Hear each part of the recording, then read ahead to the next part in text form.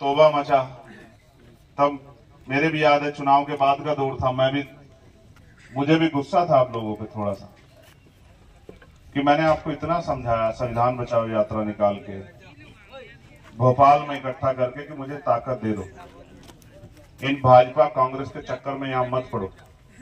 ये भाजपा कांग्रेस के लोग चुनाव में वोट लेंगे और फिर चुनाव के बाद आपको ढूंढे नहीं मिलेंगे। ये बस आपके दुख में दर्द में घड़ियालू आंसू बहाने आएंगे, उसके बाद आपको ढूंढे नहीं मिलेंगे। मैंने आपको खूब समझाया लेकिन आपकी समझ में नहीं आया। आपको मेरे द्वारा तैयार किए गए नौजवानों में नेता नहीं दिखाई दिए, आपको इन पैसे वालों में नेता दिखाई दिए और आपने मेरा साथ नहीं दिया।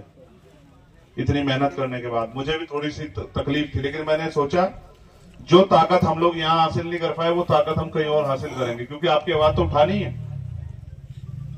तो फिर मैं मेहनत में लग गया कि जो काम अधूरा रहेगा उसको पूरा करना है। और मुझे विश्वास है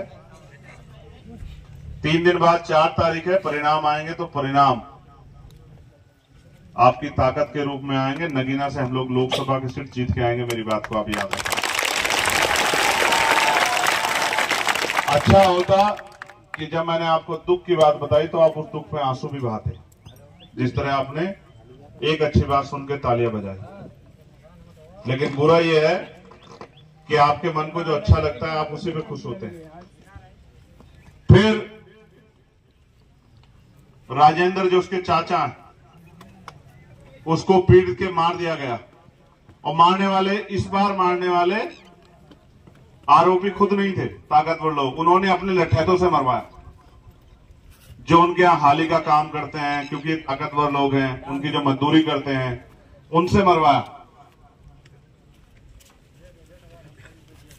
जेस जो इतने ताकतवर है कि उनके खिलाफ पीड़िता के बताने के बाद एफआईआर में नाम ना लिखे गए, उनके खिलाफ झूठे मुकदमे करने कितने आसान है। इस परिवार के बच्चों पे मुकदमे करने कितने आसान। और आपको पता है जो सुरक्षा व्यवस्था इस परिवार को दी गई थी, बिना बताए वो सुरक्षा व्यवस्था हटा ली गई,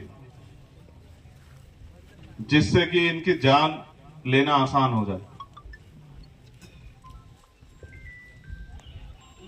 मुझे भी सुरक्षा दी गई है, पता नहीं किस दिन ऊपर बैठे हुक्मरानों का मन करे कि इसको हटा के चंद्रशेखर आजाद का भी, पिछली बार तो गोली से बच गया था, इसका इंतजाम कर दिया जाए। लेकिन मैं मानता हूं कि जब तक कुदरत ने मेरी जिंदगी सलामत रखी मुझे कुछ होने वाला नहीं, मैं डरता नहीं। लेकिन सवाल ये कि पूरा सिस्टम ही आरोपियों के पक्ष में खड़ा हो गया, पूरा सिस्टम ही इन गरीब परिवारों को उजाड़ने में लगा है। पूरा जो इनकी मदद कर रहा है उनको डराया धमकाया जा रहा है, जो इनके पक्ष में गवाही देने की बात कर रहा है उसको मार दिया जा रहा है। राजेंद्र पे दबाव बनाया गया कि गवाही ना दे, और गवाही दे तो उनके फेवर में दे, जिससे कि आरोपियों को बेल मिल जाए। जब राजेंद्र ने मना किया तो राजेंद्र की जान सस्ती, राजेंद्र को मार दिया गया।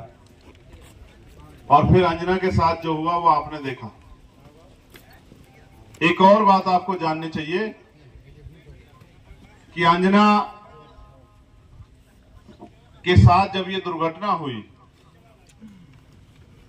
तो राजेंद्र की मां और राजेंद्र के पिताजी अंजना के साथ थे। और यहाँ की महान पुलिस ने, मैं इस पुलिस का बहुत बहुत धन्यवाद करूंगा, जिसने उस मां को अपने बेटे को देखने भी नहीं दिया गया, और जबरदस्ती वो परिवार कहता रहा कि हमारी मां को आ जाने दो, हमारे पिताजी को आ जाने दो, वो अपने बेटे को देखेंगे। जबरदस्ती रात को 7 बजे इन्होंने जला दिया उसको, डेड बॉडी को।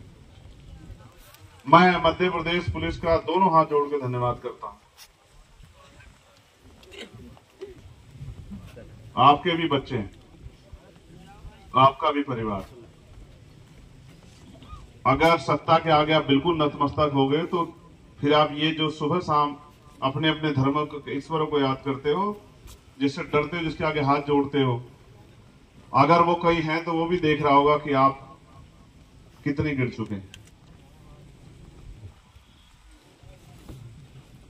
आपने वर्दी पहनी है गरीबों की मदद के लिए, तनख्वाह मिलती है आपको इनके टैक्स के पैसे से, नौकरी मिली है आपको संविधान की वजह से, लेकिन चाटुकारिता करनी है आपको ताकतवर लोगों की। कैसे सामना कर पाते हो अपना, कैसे सामना कर पाते हो अपना? कुछ नहीं होगा, कुछ नहीं होगा इनको मुर्दाबाद करने से, क्योंकि मैं जानता हूं पुलिस सरकार की होती है। तुम इनको दे क्या सकते, इनको ट्रांसफर नहीं करा सकते, इनको पोस्टिंग नहीं दे सकते, इनको सस्पेंड नहीं कर सकते, इन पे मुकदमा नहीं चला, क्या कर सकते हो? क्यों डरे तुमसे? क्यों करे तुम्हारी पैरवी? क्यों लड़े तुम्हारे लिए? इनके भी बच्चे, इनको भी डर लगता होगा। वर्दी तो कुछ लोगों ने नौकरी के लिए पहनी है, वर्दी से बहादुरी थोड़ी आती है, वर्दी से बहादुरी नहीं आती। भारत में वर्दी के साथ बहादुरी को हम लोग देखते हैं, लेकिन बहादुरी नहीं होती है। वो बहादुरी अगर आती है तो कमजोरों के ऊपर आती है। जब किसी गरीब को पीटना हो, जब किसी कमजोर को सताना हो, जब किसी गरीब के बच्चे को उठा के ले जाना हो, या जब किसी घटना को गरीब के साथ हुई अपराध को छिपाना हो, तब आती है बहादुरी। लेकिन जैसे ही वो बहादुरी ताकतवर लोग